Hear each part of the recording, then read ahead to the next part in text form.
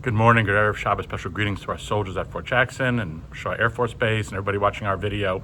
There's a beautiful custom that many Jewish communities have where every Friday night the parents lovingly lay their hands on their children's head and offer them a blessing. And the blessing for daughters is that we ask God to bless them like Sarah, Rebecca, Rachel, and Leah. Isn't that beautiful? But if you think about it for a minute, how exactly are those matriarchs blessed? I mean, they had lives of unbelievable challenges, hardships, adversities. They seemed kind of more like curses than blessings, as well as having to endure dysfunctional family dynamics, infertility, things that would sort of make most of us feel like this was not a great, blessed life. Why would I want my daughter to have that blessing? Would it make more sense for me to find an easier role model? I mean, I try to think of a female figure of merit and distinction in any arena that would exemplify an easier life, and I couldn't. And not in the fictional world either. I think God wants us to have a real, meaningful, and fulfilling life.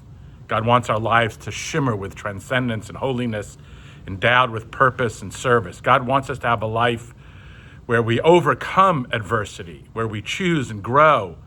And you know what? You can't move up the ladder by yearning for a life of ease. And so while our ancestors did not have an easy life, they had profoundly meaningful and spiritual and purposeful lives that charted our very course and destiny, and whose qualities are embedded in our spiritual DNA today.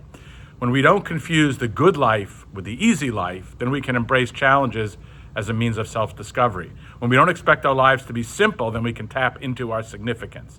In giving us the Torah, you could say that God was the first life coach ever, exhorting us to live our lives by design, not by default. That sure looks like love to me.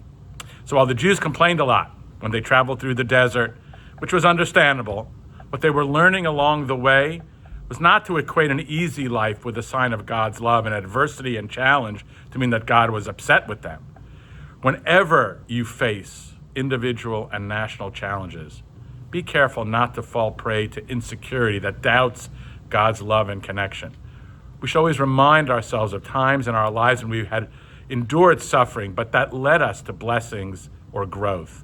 And we should think about the ineffable survival and spirit of the Jewish people over the millennia. Life is not a setup. A Rebbe, the famous Kutzker Rebbe, once said that there is nothing more whole than a broken heart. But don't worry, he said. That's how the light gets in.